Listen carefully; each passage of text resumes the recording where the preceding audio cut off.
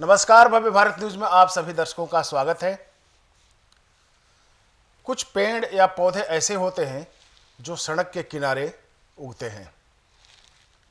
आप सब उनको जानते भी हैं और रोज़मर्रा में उनका प्रयोग भी करते हैं, लेकिन उनके आयुर्वेदिक गुण क्या हैं ये शायद बहुत कम लोगों को पता होगा। आज हम जिस वृक्ष की बात कर रहे हैं उसका नाम है शिरीष। सरकारी रोडों के किनारे पर या ये कहिए कि खेतों के जो रास्ते जाते हैं उस पे या हर जगह आपको शिरीष के पेड़ देखने को मिल जाएंगे। आपको इसके जो फल होते हैं, जो फलियां लगती हैं, वो लंबे लंबे होते हैं और जिसे हम फीमेल टंग्स भी कहते हैं, यानी कि वुमेन्स टंग भी कहते हैं।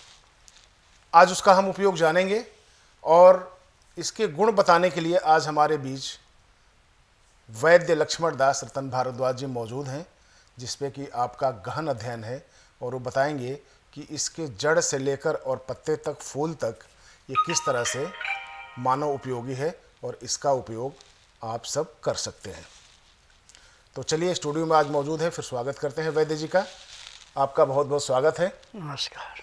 शिरीष के वृक्ष के बारे में हम जानना चाहेंगे कि ये इजीली अवेलेबल होता है, सड़कों के किनारे होता है, आते जाते हुए सभी लोग इसको देखते हैं, इसके फलियां गिरी होती हैं, सब जानते हैं, लेकिन इसका उपयोग शायद बहुत कम लोगों को पता होगा। देखिए, सबसे तेज बढ़ने वाला पेड़ और मौसम के अनुसार बदलने वाला पेड़ शीर्ष है। जी जी। गर्मियों में इसमें बहुत घनी छाया होती है पत्तियों की, बिल्कुल। और वो ठंड रहती है। जैसे नीम के पेड़ के नीचे ठंडक होती है, ऐसे इसके नीचे भी ठंडक होती है।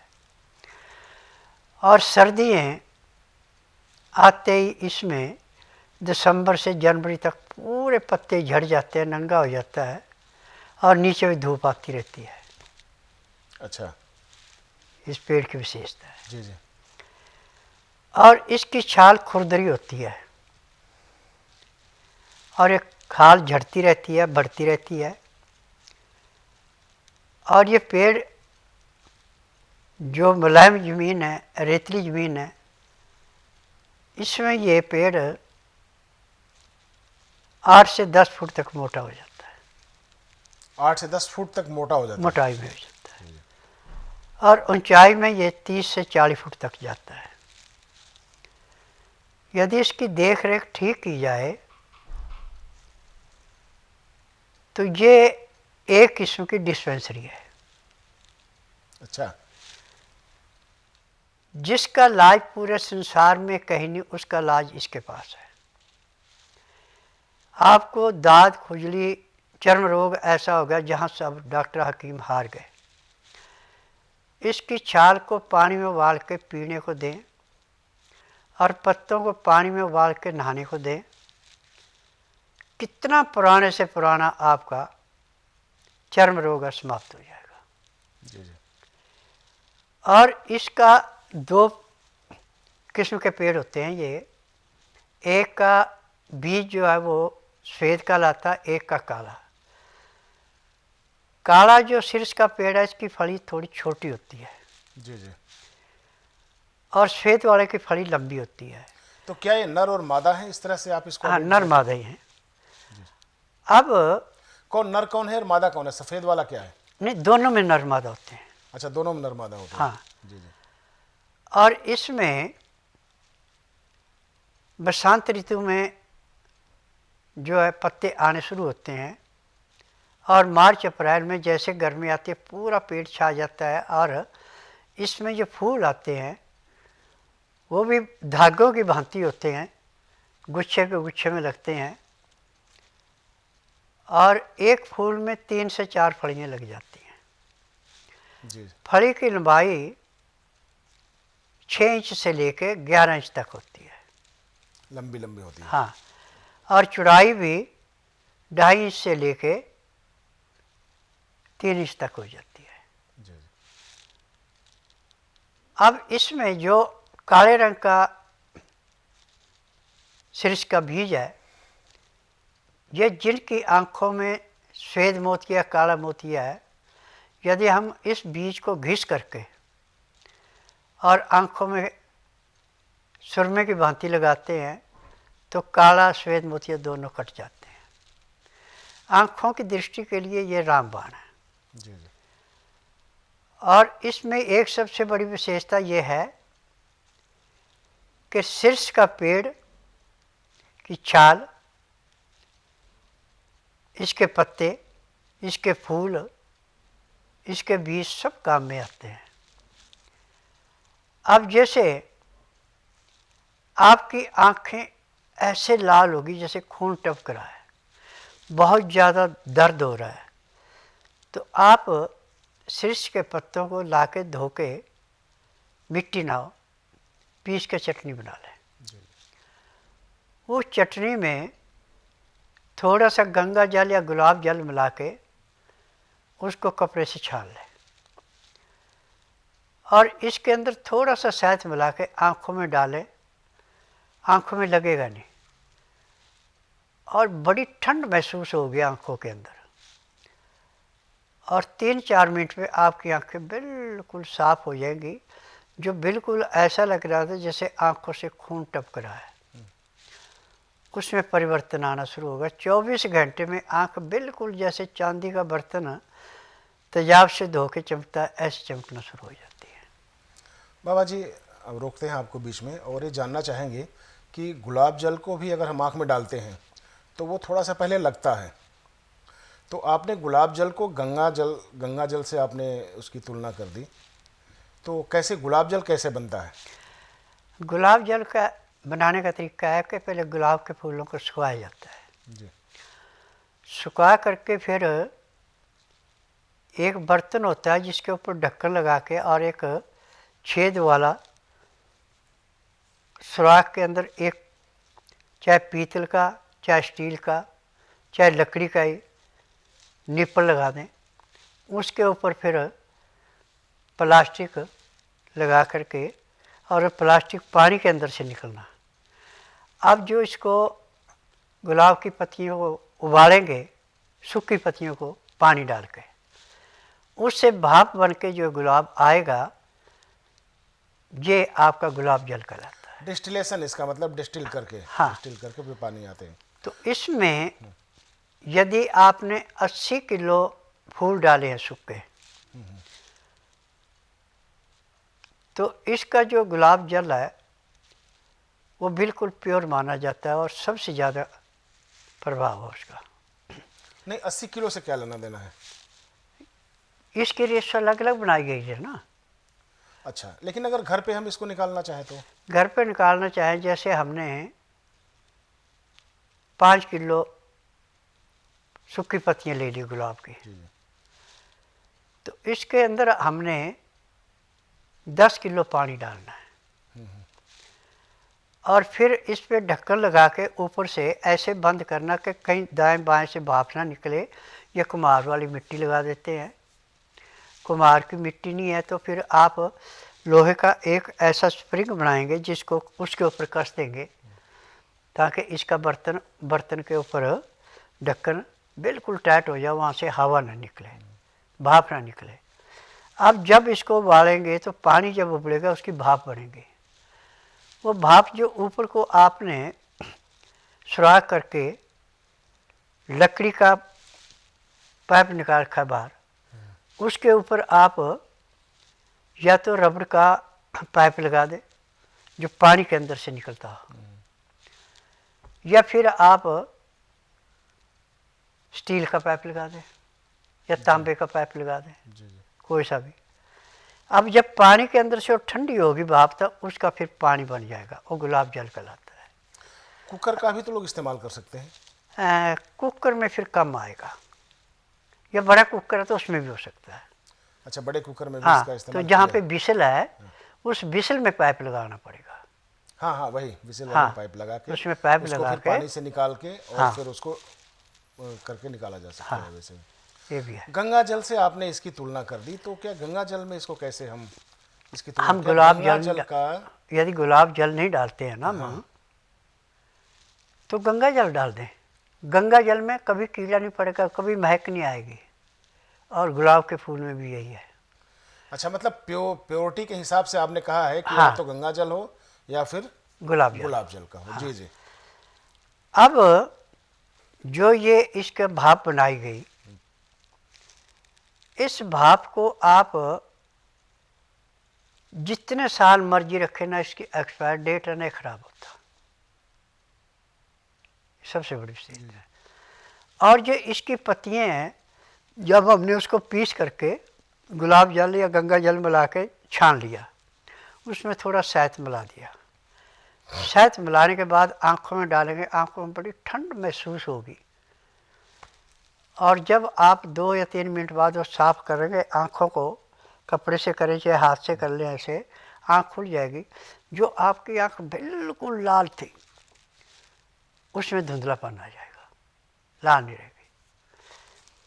और 2-2, 3-3 घंटे बाद यदि आप 2-2, 4-4 बूंद डाल रहे हैं तो 24 घंटे में लालगी खत्म हो जाएगी। और जिसकी आँखों में ज़्यादा टाइम हो गया, लालगी, आँख दुखनी आई थी, रोहे पुंडाल पैदा हो गए, तो इसके डालने से वो भी खत्म हो जाते हैं शुरू में। परंतु जब पुंडाल या रोहे पुराने हो जाएं, जैसे 4 साल 5 साल के हैं, उसके बाद डालना शुरू करें तो उसमें पूरे कटते नहीं, ये ध्यान रखना। फिर उसके लिए हल्दी कच्चे वाली, जी जी। उसको घिस करके फिर जहाँ जहाँ पे आपको पुंडाल थे या रोहे थे वहाँ पे उसको जैसे मेहंदी का लेप करते हैं ऐसे लेप कर देते हैं और आंखें बंद कर लेते हैं, तो उससे फिर वो पुंडाल रोहे ख़त्म हो जाते हैं। जब आँख सूजनी आती है, जो हमारी आँखों की पलकें हैं, इन पे बाल हैं, ये बाल अंदर को होते हैं, उसको बोलते हैं पुंडाल। अच्छा। वो बजाय बाहर आने के अंदर को निकलना शुरू होते हैं। परंतु इसका लेप करने से वो फिर अपनी जगह से आना शुरू होंगे, वहाँ से बंद हो जाते हैं। ये भी इसका फ़ायदा है। अभी जो आँखों की दवा बनाने की आपने जो बात करी है, तो इसमें क्या जो सफ़ेद वाले होते हैं पेड़ उनके लिए नहीं, भी, या वो काला कोई भी वाला? पेड़ हो, सफ़ेद काला दोनों उतना ही फ़ायदा हाँ, करेंगे। जिनको मोतियाबिंद है उनके लिए काले शीर्ष के पेड़ों का जो बीज है उसको पत्थर पे घिस के, चंदन जैसा सूखा घिसना है, फिर आँखों में ऐसे लगाना जैसे काजल लगा रहे हैं, ये लगता है थोड़ा, जी जी। और 5-10 मिनट बंद रखने के बाद आँख से पानी निकलेगा। फिर उसके बाद आप आँख साफ कर लें तो आप देखेंगे कि 1 हफ्ते में जो आपको धुंधलापन नज़र आ रहा था वो साफ आना शुरू हो जाएगा। और महीने 1.5 महीने में आपका चाहे काला मोतिया या सफ़ेद मोतिया, दोनों मोतियों को ख़त्म करता है। बाबा जी, ये कहा जाता है कभी कभी कि बैगन किसी का पंथ भी हो जाता है और बैगन किसी को नुकसान भी कर देता है, तो क्या हम दर्शकों को ये हिदायत दे सकते हैं कि जो आप बता रहे हैं, ये किसी को नुकसान नहीं देता, दावे के साथ आप बता रहे दवा हैं? के साथ। मैंने मैं तो ये हिदायत देने वाला था कि भाई आप लोग इस्तेमाल करो, लेकिन एक बार वैद्य से जरूर पूछ लेना। अब ये है सन 2007 की बात, 3 दिन का बच्चा था, ये उत्तम नगर की बात है। जी।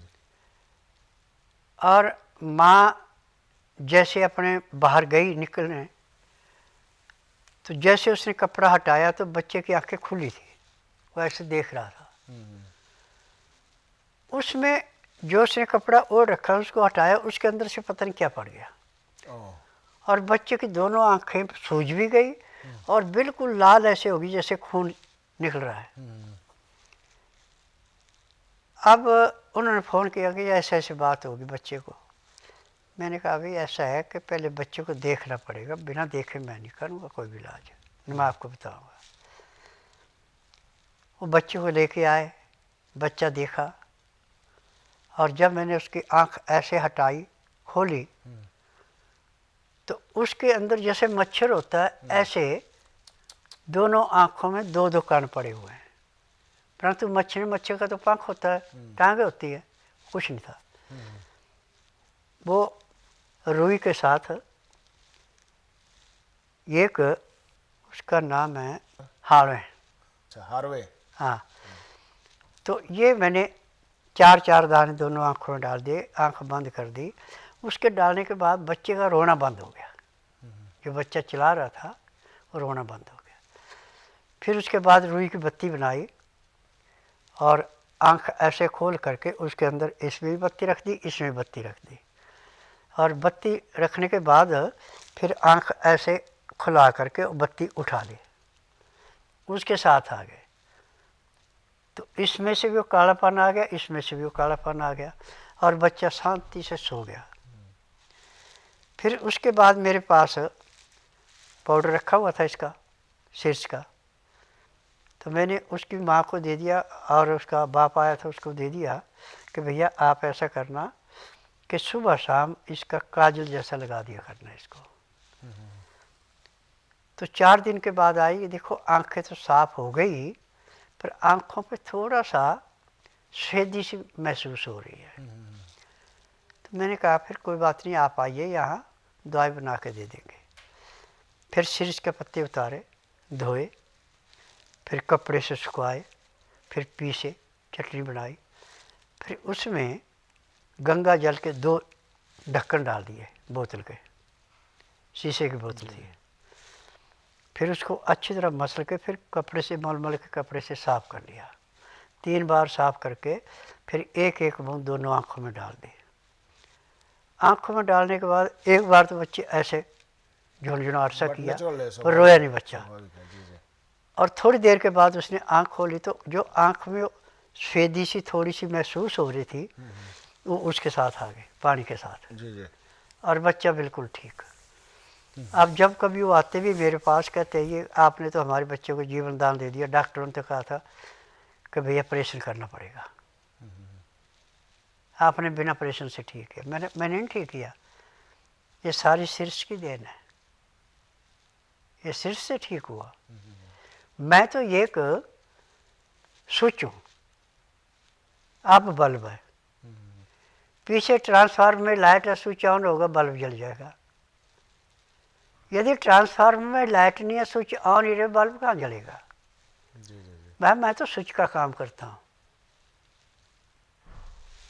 तो उसके बाद बाबा जहाँ तक हमने आपको देखा है कि आप जो अपने सामने जो दवाइयाँ बनवाते हैं उसी पे भरोसा रखते हैं, कहीं बाहर से आप नहीं मंगाते उसका भी। मेरी दवाई बाहर जितना भी नुकसान हो, जितना भी नुकसान हो, जो मर्जी हो। अब बाहर में किसी को जड़ी बूटी का पूरा पता ही नहीं है। अब देखिए ब्रह्मी जो है, ब्राह्मी, बिल्कुल, हाँ, छोटे छोटे पत्ते होते हैं चौड़े। हाँ, असली ब्रह्मी जो है उसका जैसे दस्सी होती थी हमारी, ऐसे दस्सी जैसा वो मुड़ा हुआ पत्ता होता है और छोटा पत्ता होता है और मोटा होता है और बहुत ज़्यादा कड़वा होता है। अब यहाँ पे दुकानों पे लेंगे हम, किससे लेंगे तो घोड़ा सुम्भी को बोलते हैं, जिसका घोड़े के खुर के समान पत्ता है, उसमें ये नहीं है, पत्ता भी पतला है। और ब्रह्मी से एक ब्रह्मी के 4 पत्ते, उसका 1 पत्ता, इतने। तो ब्रह्मी और शांख पुष्पी, बिल्कुल, ये 2 चीज़ें दिमाग को बढ़ाने के लिए अमृत है। शांख पुष्पी आपको रेतली ज़मीन पे जहाँ पानी की मार कम है वहाँ पे खूब मिलेगी। हाँ, वो फैलता है, वो सफ़ेद सफ़ेद उसके फूल होते हैं, 3 रंग के फूल हैं ब्रह्मी, गुलाबी भी होती है इसमें। हाँ जी जी। तो शांख पुष्पी, ब्रह्मी, स्थावर, और इसके अंदर फिर या तो आप माल कांगड़ी के 5-4 बीज डाल दो। यदि माल कांगड़ी आपके पास असली नहीं है तो उसकी जगह पे आप मस्तगी रूमी ये डाल दो। अब इसको पीस करके काले चने के दाने के बराबर छोटी छोटी गोलियां बना लो। जी जी। 1 गोली हर रोज़ सुबह उस बच्चे को दो जो अभी आपने चीज़ रखी है और आधे घंटे के बाद पूछते हैं चीज़ कहाँ रखी, उसको पता नहीं मैंने कहाँ रखी। अच्छा, जिसकी यादाश्त कमज़ोर हो, हाँ, उसके लिए बात कर रहे हैं। तो उसके लिए भी ज़्यादा काम करती है। जी जी। तो उसके लिए जो शीर्ष का गोंद है ये भी हम काम में लेते हैं। अच्छा बाबा जी, लोग सवाल भी करते हैं कि अगर बाबा जी को इतनी सारी जानकारी है और उम्र के आखिरी पड़ाव पर चल रहे हैं, यानी कि 98 साल 99 साल के होने जा रहे हैं, तो क्यों नहीं अपना ब्रांड बना के और मार्केट में दवाइयों को लाते हैं? नहीं, मेरी दवाइयों पे मेरा ब्रांड है, स्वास्थ्य विचार में मेरी फ़ोटो है। नहीं, लेकिन आना पड़ता है ना उनको आपके यहाँ पे। हाँ, मार्केट में क्यों नहीं दवाइयों को लाते हैं? मार्केट में इसलिए लाते कि आदमी कोई डुप्लीकेट निकाल दे और मेरी फ़ोटो लगा दे तो कल को केस तो मैं भुगतूंगा। नहीं, लेकिन आपको क्या पता है कि जो मार्केट में दवाइयाँ चल रही है वो आपको फोटो लगा के वो न होता है। मैं पहले अपने आप दवाइयाँ नहीं देता था बना के, जी। लिख देता भी ये चीज़ ला के घर में दवाई बना लो। जो अच्छा पंसारी हो तो सारी चीज़ें ठीक ही देता था। जिसने काम तो पंसारी का कर ले परंतु दवाइयों की पूरी पहचान नहीं है, या उसका कोई अच्छा मजदूर है जिसको पहचाना वो दे दे, ठीक है, नहीं तो अपने आप तो कुछ भी दे दे तो वो नुकसान करती थी। तो मैंने यही रखा है कि दवाई उसी को देनी जो अपना तसल्ली का है। तो ऐसा तसल्ली है को और कोई मिला नहीं। पूरा भरोसा है। हाँ, ऐसा मिला नहीं, मैंने बार बेची नहीं दवाई। ऐसे मेरे पास कई आते हैं कि हमें दे दो, अपनी एजेंसी दे दो। मैं एजेंसी में किसको नहीं देता, जिसका इलाज करूँगा यहीं से करूँगा। मतलब जिसका ट्रीटमेंट करते हैं आप पूरी तरह से शिद्दत से उसकी जिम्मेदारी लेते हैं कि हम इसको ठीक करके रहेंगे। हाँ, अगर वो आप पे भरोसा करके चले तो। मैं पहले कहता हूँ भाई ये परहेज है, पढ़ लो, परहेज कर सकते दवाई ले लो, परहेज नहीं कर सकते दवाई मत लो। परहेज करेंगे तो दवाई अमृत है, जी जी जी। परहेज नहीं करें दवाई मिट्टी है, तो मिट्टी खाने से क्या फायदा होगा। सीरीज के और भी गुण हैं जो आप बताना चाहें? देखिए, सिरस की लकड़ी जी जी। कि आप कोई ऐसा कटोरा बना लें जिसमें कि आप पानी पिएं या गिलास बना लें इसका। सिरस की लकड़ी में और बेल की लकड़ी में दो में ये गुण है कि उसमें पानी रखा हुआ, यदि वो पानी आप पीते हैं तो आपको गदूद नहीं होंगे। और जिनके पेशाब बारंबार आते हैं, रात में कई बार जाना पड़ता है, जिनको बार बार आता है उनको छुहारा देते हैं दूध में उबाल के, छुहारा। हाँ, उसी से बंद हो जाता है। अच्छा, रात को आप लोग बड़े ध्यान से देखिए क्योंकि ये रोग बहुत कॉमन है। अगर किसी को रात में बार बार पेशाब आता है तो आप लोग छुहारे को दूध में उबाल कर रात को लें तो उससे बहुत रिलीफ मिलती है, किडनी को फ़ायदा पहुंचाता है और पेशाब आपका रुक जाता है वैसे भी। लेकिन बाबा जी अभी जो बता रहे हैं कि वो देने के बाद क्या होता है, बता दीजिए। सिरस की लकड़ी या बेल की लकड़ी का गिलास बना के उसमें पानी रखा हुआ हमने, उस पानी को पीते हैं तो ना तो गदूद होते हैं ना पेशाब में किसी किस्म की तकलीफ होती है। अब कईयों को गदूद हो जाए, पेशाब नहीं आता है तो डॉक्टर नाड़ी लगाते हैं पेशाब की लगा, उस चीर फाड़ से बच जाते हैं। अच्छा, गदूद कहते हैं उसको। हाँ, गदूद। जी जी जी जी। हाँ। और इसके जड़ का वगैरह हम ले तो जड़ एक काम के लिए, कई कामों के लिए है ये। जड़ का और पत्तों का मेन मकसद है कि आपका कोई जख्म ऐसा ख़राब हो गया जो डॉक्टर ने कह दिया भाई ये ठीक नहीं होना, आप उस जड़ को पानी में उबाल करके धो के फिर उसको मलम जैसी बना लो, उसका लेप कर दो उस पर, तो आपका जख्म दिन दुगने रात चौगुनी भरना शुरू होता है। यदि पेड़ ऐसी जगह पे जहाँ से आप जड़ नहीं निकाल सकते तो उसके ताज़े पत्ते ला के धो के, मिट्टी ना हो, उसको पीस करके बिल्कुल मुलायम मक्खन की भांति उसका लेप कर दो, ऊपर डॉक्टर वाली रुई लगा करके खाकी रंग की सेलो टेप से पट्टी कर दो, जख्म दिन दुगने रात चौगुनी भरता है। कई बार हमने ये देखा है कि जो चटोरी औरतें होती हैं, औरतें तो चटोरी होती हैं वैसे, लेकिन जो ज़्यादा चटोरी होती हैं उनके पेट में ना, मतलब उनकी किडनी से लेके और जो पेशाब की नलियां हैं वहाँ पे स्वेलिंग आ जाती है, जलन होने लगती है और उसका जो रिफ्लेक्शन होता है वो यहाँ पे नाभि के आसपास दाने दाने से निकलने शुरू हो जाते हैं और उसको बहुत कम डॉक्टर हैं जो पकड़ पाते हैं, चाहे गायनोइकोलॉजिस्ट है चाहे कोई भी हो, मुश्किल हो जाता है। तो उसके लिए कुछ आप बताएंगे उन क्या? औरतों के लिए सबसे बेस्ट है, दर्द भी बड़ा बहुत तेज होता है जो अंदर तक पहुंचता है। जब भी उनको कोई ऐसी तकलीफ हो जाए तो उस टाइम सिरस के पत्तों को अच्छी तरह पीसने ला के धो के पहले चटनी बना ली, 1 गिलास पानी, गंगा जल हो तो सबसे उत्तम, जी जी। नहीं तो उसमें गुलाब जल मिला लें, फिर उसको छान लें। छान करके उस पानी को पीने से उसका अंदर का रोग खत्म हो गया, पेशाब खुल के आना शुरू हो गया, रोग खत्म हो गया। अच्छा, ऊपर वाला उसमें कुछ लगाने की जरूरत नहीं, अपने आप खत्म हो जाएगा? जरूरत ही नहीं है। हमने जहाँ पे सूजन और सूजन को ख़त्म करना। जी जी जी। सूजन खत्म हो गई, खून का दौरा पूरा चला, खून में इन्फेक्शन हुआ, दाने कहाँ से हुए? बिल्कुल बिल्कुल। अब फूल का एक बार रह गया, फूल का भी बता देंगे? फूल का देखिए, इसके जो फूल हैं ये छाया में सुखाए जाते हैं, परंतु नीचे गिरे हुए लेने, ऊपर से लेने पड़ेंगे। और जो पूरा फूल खिल चुका वो, मतलब वही मई मई जून में, मई जून? ना, ये मार्च के आखिर में और अप्रैल में आते हैं।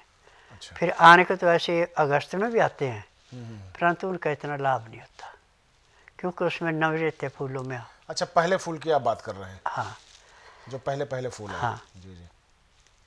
तो इन फूलों को पीस करके इसका पाउडर बना के यदि आप आँखों में हर रोज़ काजल की भांति लगाते हैं तो कईयों की आँखों में थोड़ी धूप में जाए तो नहीं आँखें खुलती, और धूप से छाया में जाए तो भी आँखों में थोड़ा कमी नजर आता है।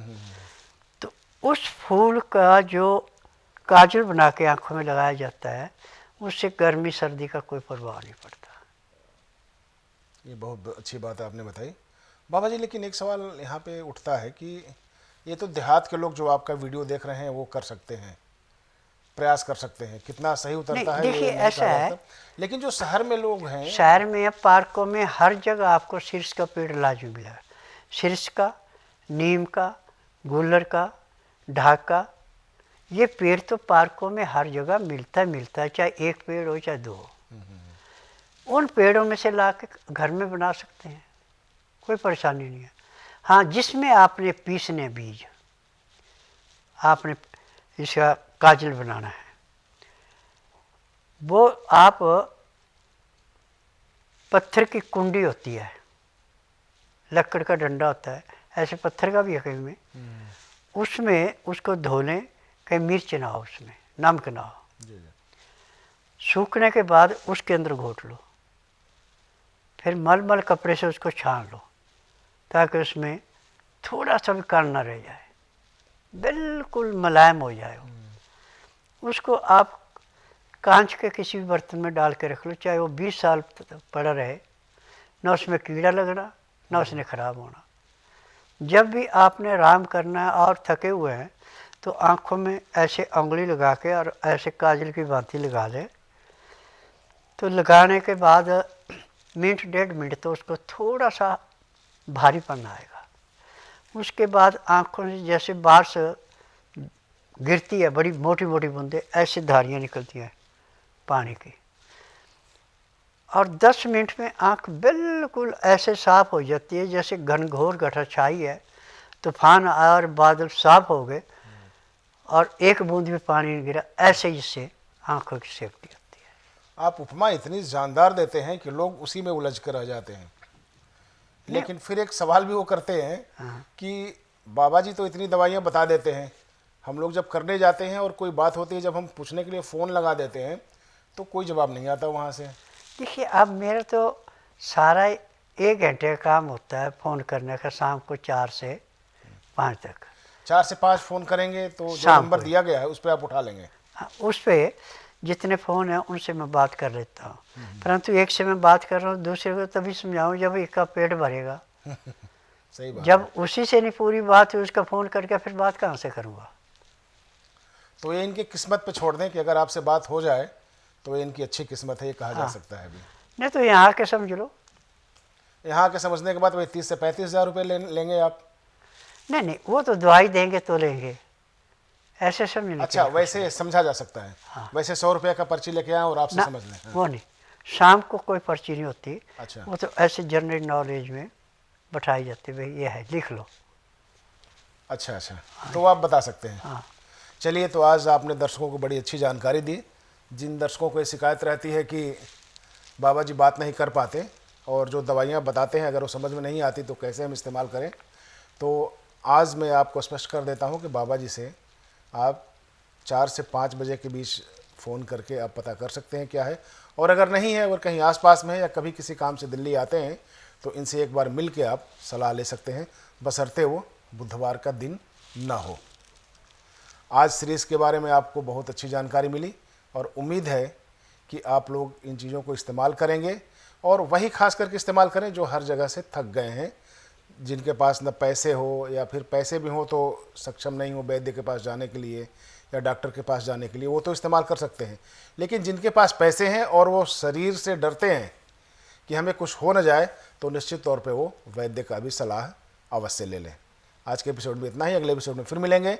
तब तक के लिए नमस्कार। बाबा जी आपको भी बहुत बहुत धन्यवाद। नमस्कार।